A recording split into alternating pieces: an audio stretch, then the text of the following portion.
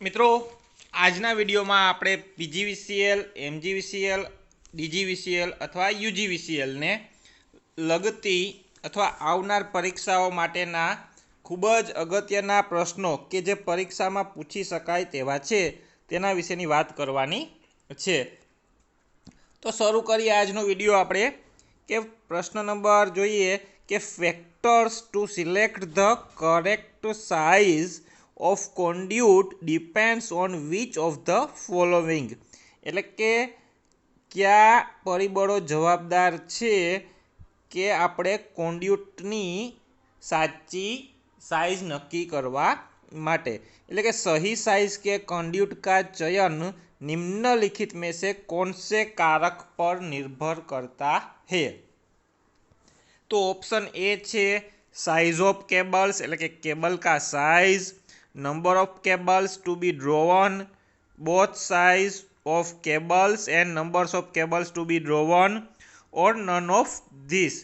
तो આનો જવાબ મિત્રો આવશે આપણી પાસે ઓપ્શન સી છે both size of cables and number of cables to be drawn। ત્યાર પછીનો આપણે નેક્સ્ટ ક્વેશ્ચન લઈએ। એન્ટરટેનમેન્ટ વાયરિંગ રિક્વાયર્સ કયો ખાલી જગ્યા अथवा ब्लैंक अथवा केबल्स। तो entertainment wiring requires entertainment wiring में कौन सा केबल की आवश्यकता होती है। कोक्स, एवी, पीवीसी और कैट 5 चार ऑप्शन है आप। तो इसमें से सही जवाब आएगा एवी, बी ऑप्शन सही आंसर है। क्वेश्चन नंबर 53 જોઈએ। The insulation resistance of 110 volt alternator can be tested bye blanks यानी कि 110 वोल्ट अल्टरनेटर का अचालक प्रतिरोध ब्लैंक्स यानी कि विकल्प व्यक्ति के द्वारा टेस्ट किया जा सकता है। The insulation resistance of 110 volt alternator can be tested by. तो option A megger, B KWH meter, C neon tester और डी टेकोमीटर।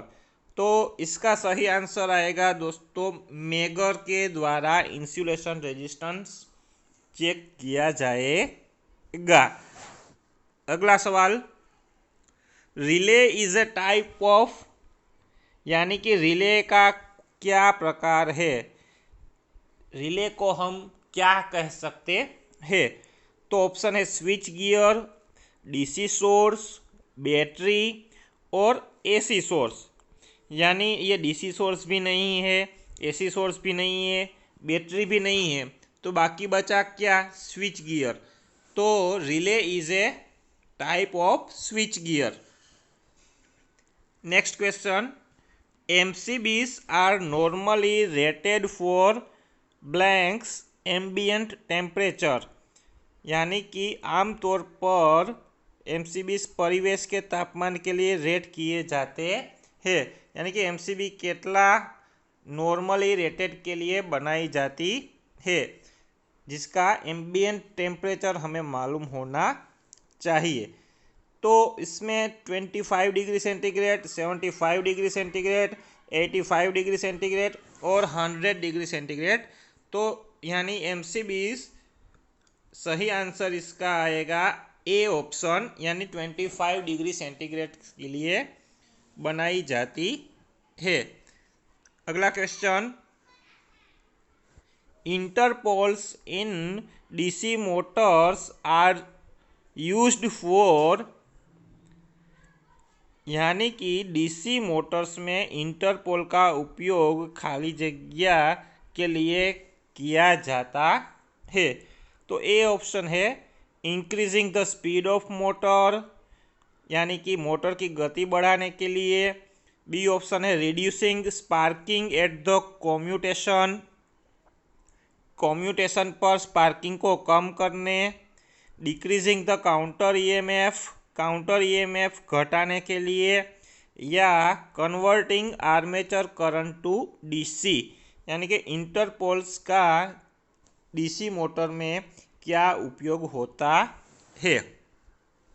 तो सही जवाब आएगा इसका reducing sparking at the commutation.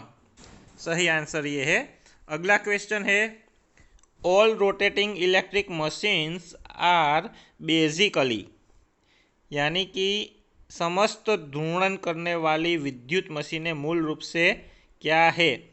DC machines, AC machines, electromechanical converters, या D option है machines using electromagnetic induction, यानी इसका सही जवाब आएगा C option electromechanical converters.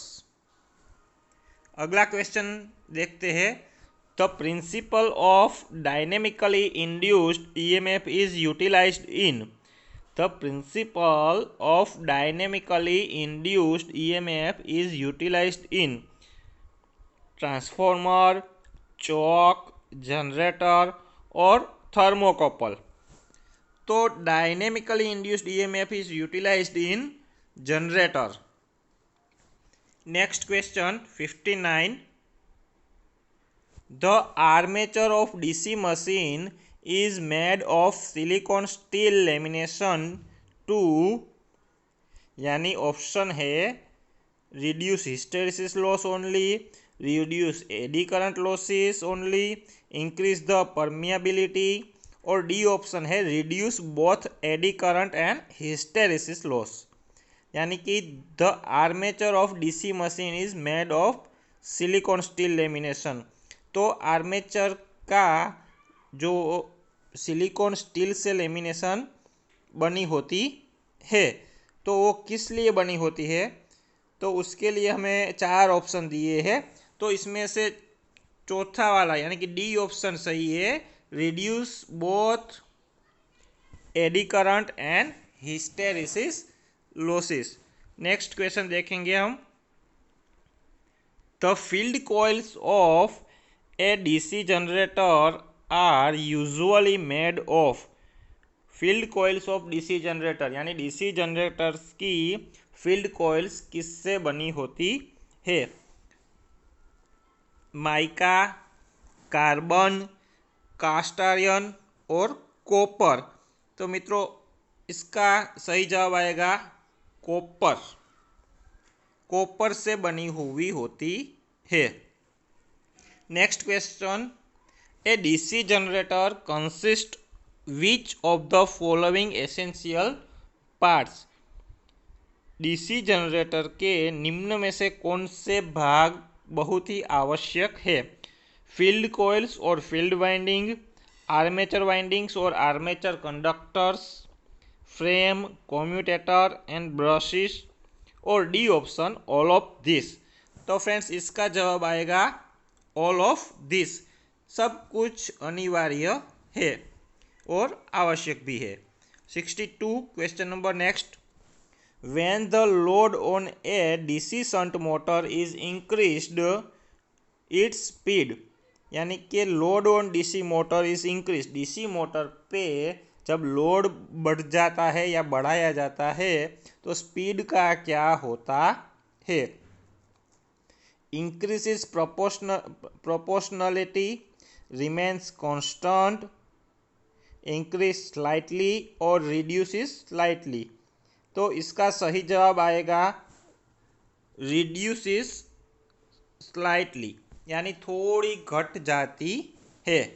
DC shunt motor पे जब लोड बढ़ाया जाता है तभी उसकी स्पीड घट जाती है। अगला क्वेश्चन देखेंगे, DC motors are considered most suitable for the application in blanks. DC motor का सबसे बढ़िया सूटेबल उपयुक्त कहाँ माना जाता है। फैंस, वाटर पंप्स, ट्रैक्शन और फ्लोर मिल्स। तो इसका सही जवाब आएगा ट्रैक्शन। नेक्स्ट क्वेश्चन देखेंगे हम। When load is removed which of the following DC Motors will run at excessively high speed. जब हम मोटर पे लोड दूर करते हैं तो कौन सी वाली मोटर हाई स्पीड से चलेगी? Shunt motor, series motor, cumulative compound motor, और डी ऑप्शन है डिफरेंशियल कंपाउंड मोटर। तो इसका सही जवाब आएगा सीरीज मोटर। सीरीज मोटर बहुत ही हाई स्पीड से चलने लगेगी। क्वेश्चन नंबर 65 है। In electric locomotive which of the following motor are used. Electric locomotive में कौन सी मोटर उपयोग होती है? तो DC series motor, DC shunt motor, या डीसी क्यूमुलेटिव कंपाउंड मोटर, और सेपरेटली एक्साइटेड मोटर। तो इसका सही जवाब आएगा ए, डीसी सीरीज मोटर। अगले क्वेश्चन की ओर जाएंगे। 66 which one of the following rule is used for DC generator. DC generator में कौन सा नियम लागू होता है या उपयोग किया जाता है? तो Fleming's right hand rule, Fleming's left hand rule, Lenz law, और वेबर्स लॉ। तो इसका सही जवाब आएगा फ्लेमिंग्स राइट हैंड रूल। अगला question. Which of the following statements is true for the sleeves. Sleeves के लिए कौन सा ऑप्शन सही है? तो इलेक्ट्रिक वायर और केबल और group of cables can be inserted into it. It protects the wires from abrasion, heat, chemical, physical damage and radio interference. C option है it ensure electrical insulation and easy identification of wires. D option है all of this. तो friends इसका सही जवाब आएगा all of this. Sleeves में उपरोक्त सभी मायने करते हैं। 68 और next question. Which of the following is an insulator material. Mica, tin, lead और मर्क्यूरी। तो इसका सही जवाब आएगा माइका। माइका इंसुलेटिंग मटेरियल है। 69 क्वेश्चन नंबर है। Why is the single core cables not provided with armouring. A option है avoids excessive loss in the armour, make the cable more flexible, make the cable non hygroscopic, none of this. यानी कि एकल core cable को armouring के साथ प्रदान क्यों नहीं किया जाता है? ऑप्शन ए देखा आर्मर में अत्यधिक नुकसान से बचाने के लिए, केबल अधिक लचीला बनाने, केबल को नॉन हाइग्रोस्कोपिक बनाने, या इनमें से एक भी नहीं। तो इसका सही जवाब आएगा आर्मर में अत्यधिक नुकसान से बचाने के लिए। अगला question. Why are the ternary lead cables used near the railway tracks. तो रेलवे की जो ट्रैक्स रहती है उसके पास टर्नरी लीड केबल का उपयोग क्यों किया जाता है? Because they have high tensile strength, have a low coefficient of thermal expansion, have low specific gravity, और can withstand shocks and vibrations. तो इसका सही जवाब आएगा friends have low specific gravity.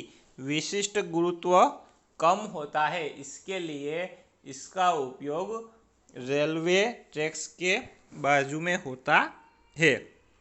अगला question, the cable best suited for the transmission of voltage from 33 kV to 66 kV is belted cable, screened cable, pressure cable और single cord cable. 33 केवी से 66 केवी तक voltage के पारेषण के लिए सबसे उपयुक्त केबल कौन सा है? यानी कि 33 टू 66 के ट्रांसमिशन के लिए कौन सा केबल योग्य रहता है?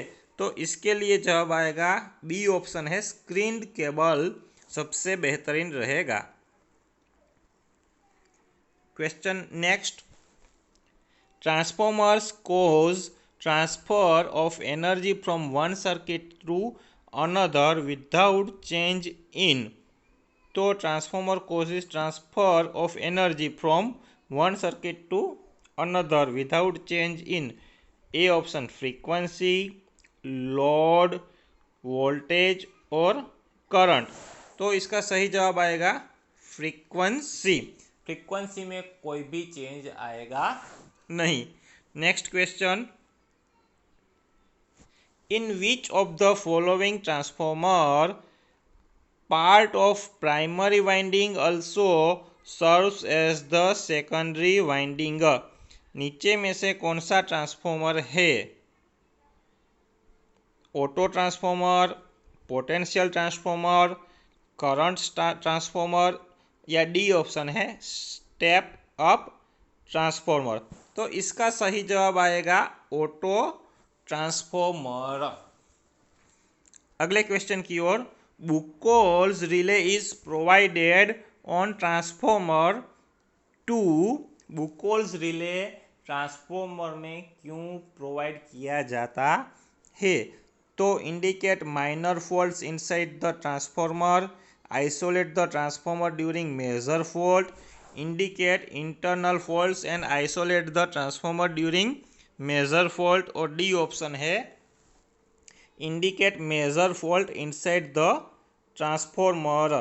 यानी कि इसमें से कौन सा जवाब सही होगा?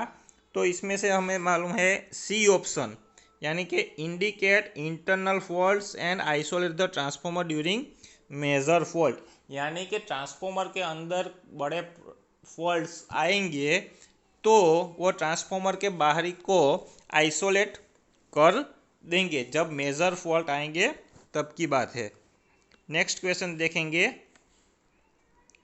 During transformation action which of the following electrical quantity does not change? Frequency, voltage, current और नन ऑफ दिस। तो ट्रांसफॉर्मेशन एक्शन के दरमियान फ्रीक्वेंसी में कुछ परिवर्तन होता नहीं है। अगला क्वेश्चन देखेंगे, विच of the following is not a part of transformer. निम्नलिखित में से कौन से ट्रांसफॉर्मर के पार्ट्स नहीं है? कम्यूटेटर, रेडिएटर, टेप चेंजर और कंजर्वेटर टेक। तो यानी हमें यह मालूम ही है कि इसका सही जवाब आएगा कम्यूटेटर, क्योंकि कम्यूटेटर डीसी जनरेटर वगैरह में रहता है। अगला क्वेश्चन देखेंगे, what type of device is Buchholz relay. Buchholz relay कौन सा प्रकार का डिवाइस है? A safety device, B current measuring instrument, C option voltage measuring instrument, D none of this.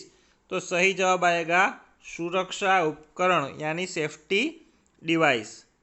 Next question है, which of this is an appropriate PPE for electrical power industries. यानी कि विद्युत ऊर्जा उद्योग के लिए इनमें से कौन सा उचित पीपीई है? पीपीई यानी क्या होता है? तो पीपीई का मतलब होता है पर्सनल प्रोटेक्शन, पर्सनल प्रोटेक्शन जो हमारे पर्सनली शरीर को या पर्सनली प्रोटेक्ट करते हैं, ऐसे इक्विपमेंट को पीपीई बोला जाता है। तो flame resistance clothing, safety glasses, hard hats और डी ऑप्शन है ऑल ऑफ दिस। तो इसका सही जवाब आएगा D, all of this our PPEs. Next question है सिंबल गिवन बिलो शोस, यानी कि ये जो चित्र है या प्रतीक है वो क्या कहता है। ए ऑप्शन है वियर हैंड प्रोटेक्शन, यानी कि हाथों के लिए प्रोटेक्शन, वियर हेड प्रोटेक्शन यानी कि सिर के प्रोटेक्शन के लिए, वियर हियरिंग प्रोटेक्शन और wear I protection.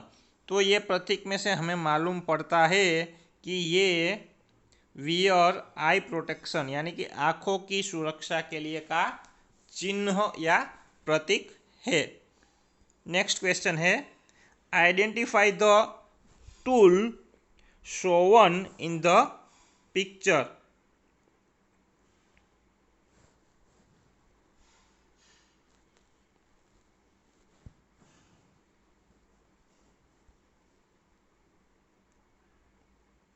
Identify the hand tool Sovan in the picture, यानी जो पिक्चर में है वो कौन सा हैंड टूल है। Combination plier, side cutting plier, long nose plier या फ्लैट नोज प्लायर।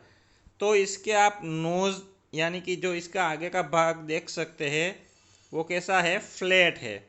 तो ये कौन सा आएगा, फ्लैट नोज प्लायर ऑप्शन सही होगा। नेक्स्ट क्वेश्चन के लिए बढ़ते हैं।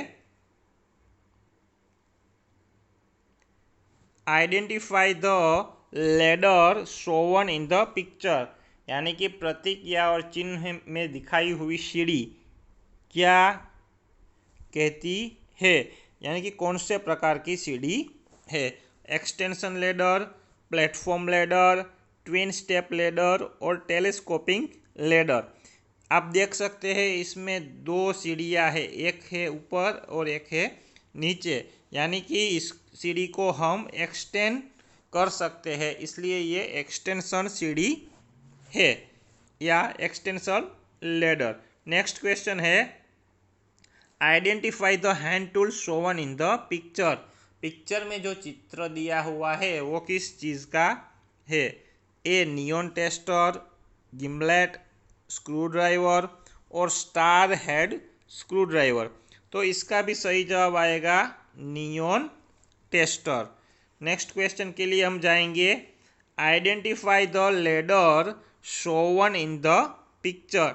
इस पिक्चर में दिखाई हुई कौन सी लेडर है। ऑप्शन देखेंगे हम, telescopic ladder, platform ladder, twin step ladder या एक्सटेंशन लेडर। तो इसका सही जवाब आएगा ये टेलीस्कोपिंग लेडर है। अगले क्वेश्चन के लिए जाएंगे identify the ladder Sovan in the picture. Picture में दिया हुआ जो लेडर है वो कौन सा है। तो telescoping ladder, platform ladder, twin step ladder या एक्सटेंशन लेडर। तो इसका सही जवाब आएगा ये है प्लेटफॉर्म लेडर। प्लेटफॉर्म लेडर कहा जाता है। नेक्स्ट क्वेश्चन है the heat energy of the fuels is converted into mechanical energy by, यानी कि स्टीम के द्वारा जो रहती है वो स्टीम टर्बाइन्स के। ए ऑप्शन है वाटर टर्बाइन, इंसुलेटर्स या क्रॉस आर्म। तो इसका सही जवाब आएगा स्टीम टर्बाइन्स के द्वारा होती है। 87 क्वेश्चन नंबर देखेंगे हम। Electric power which is generated from generating station can be transmitted and distributed to the consumer and by which of the following means, यानी कि विद्युत ऊर्जा यानी कि electric power which is generated from generating station can be transmitted and distributed to the consumer and by which of the following means। तो देखते हैं disc insulator, B option है रिले, ओवरहेड लाइन्स और बाय अंडरग्राउंड केबल्स या guard wires. यानी कि generating station जो electricity produce या जनरेट होती है उसे लास्ट यानी कि ट्रांसमिशन एंड डिस्ट्रीब्यूशन किसके द्वारा किया जाता है।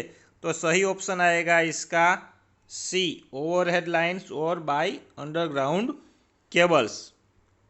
Next question, the combined transmission and distribution network is known as the, यानी कि ट्रांसमिशन एंड डिस्ट्रीब्यूशन दोनों एक साथ हो उसे क्या क्या कहा जाता है।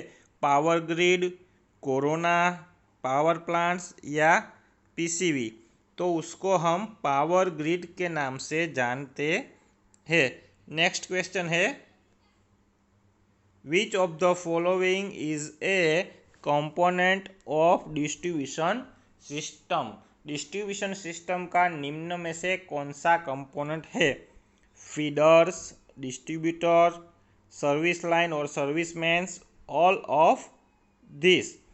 तो फीडर, डिस्ट्रीब्यूटर, सर्विस लाइन और सर्विसमैन्स और ऑल ऑफ दिस। तो इसका सही जवाब आएगा ऑल ऑफ दिस। अगले क्वेश्चन की ओर बढ़ेंगे। What is the aim of using a line insulator in an overhead line. Line insulator का ओवरहेड लाइन में क्या उपयोग या क्या उद्देश्य है। To prevent leakage of current from the conductor to the pole, to provide an easy way to leakage current, to provide earthing or all of this। तो इसका सही जवाब आएगा to prevent leakage of current from the conductor to the pole।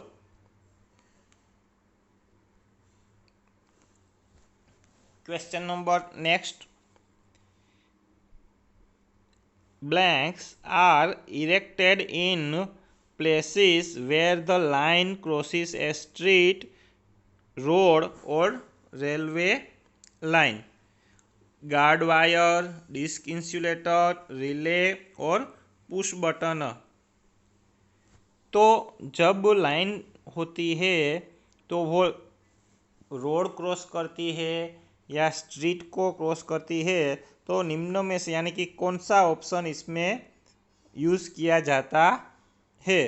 तो इसमें आएगा guard wire.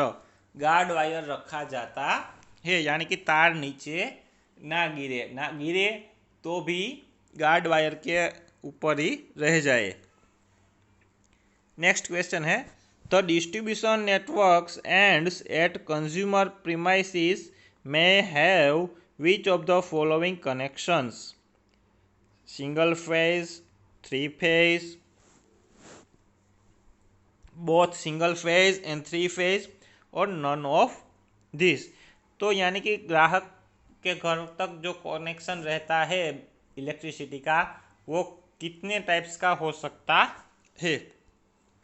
तो option C आएगा, both single phase and three phase. Next question है, the relay can not accept the, यानी रिले क्या स्वीकार नहीं कर सकता। ए ऑप्शन है total line voltage, total load current, both total line voltage and load current. D option है low power signal. तो इसमें से ऑप्शन सी है वो सही है, both total line voltage and load current. Next question है, when number of lines operating at the same voltage levels needs to be connected electrically. Bus bars, lightning arrester, nuclear reactor और rectifier. यानी कि इसमें से जो विद्युत रूप से जोड़ा जाना है तो कौन सी चीज़ इसमें उपयोग होती है। तो इसका सही जवाब आएगा, यहाँ पर हमारे पास ऑप्शन है बस बार। तो बस बार से जोड़ा जाता है। नेक्स्ट क्वेश्चन है which of the following relation is true for a star connected alternator. Alternator का स्टार में कनेक्शन रहता है तब क्या होता है। तो ए ऑप्शन है line voltage is equal to √3 into phase voltage. B option line voltage is equal to phase voltage. C option है line voltage is equal to 2 into phase voltage. Line current is equal to 2 into phase current. तो star में जब रहता है तब line voltage is equal to √3 into phase voltage. Next question है the number of rotation per cycle for an alternator is directly proportional to. A option number of poles P divided by 2 twice the number of poles like the numbers of poles like the square of the number of poles। तो इसका सही जवाब आएगा number of poles P divided by 2। Next question के लिए in an alternator the alternating current induced in the armature coil can be brought out in the external circuit with the help of। यानी कि alternator में alternating current induces in the armature coil can be brought out in the external circuit. यानी कि बाहर current कैसे लाया जाता है। तो with the help of slip rings, steerings, bearings और यूनिवर्सल मोटर। तो सही जवाब आएगा इसका स्लिप रिंग्स। स्लिप रिंग्स के द्वारा अंदर से करंट को बाहर की सर्किट के लिए लाया जाता है। नेक्स्ट क्वेश्चन है what does continuity test with test lamp indicate. Continuity between two terminals, short circuit between windings, short circuit between the two terminals and continuity between windings। तो इसका सही जवाब आएगा कंटिन्यूटी बिटवीन टू टर्मिनल्स के, यानी कि terminal के 2 के लिए होता है। नेक्स्ट क्वेश्चन अभी हम देखेंगे in the context of the winding of the alternator KD रिप्रेजेंटिज। यानी कि KD क्या रिप्रेजेंट करते हैं। Distribution factor, pitch factor, coil span या रेजिस्टेंस कोएफिशिएंट। यानी इसका सही जवाब आएगा distribution factor. KD distribution factor से जाना जाता है या प्रदर्शित किया जाता है। अगला क्वेश्चन और लास्ट क्वेश्चन देखेंगे हम next. Which of the following iron laws exist in the alternator। Alternator में निम्नलिखित में से कौन सी लौह हानि विद्यमान होती है। ए ऑप्शन है hysteresis loss, eddy current loss. C option है hysteresis loss and eddy current loss both और नन ऑफ दिस। तो इसका फ्रेंड सही जवाब आएगा hysteresis loss and eddy current loss, क्योंकि इसमें हमें कहा गया है आयरन लॉस, इसकी वजह से इसका सही ऑप्शन आएगा hysteresis loss and eddy current loss. Friends अगर ये आपको वीडियो अच्छा लगा है तो इस यूट्यूब चैनल को सब्सक्राइब कीजिए, लाइक कीजिए और शेयर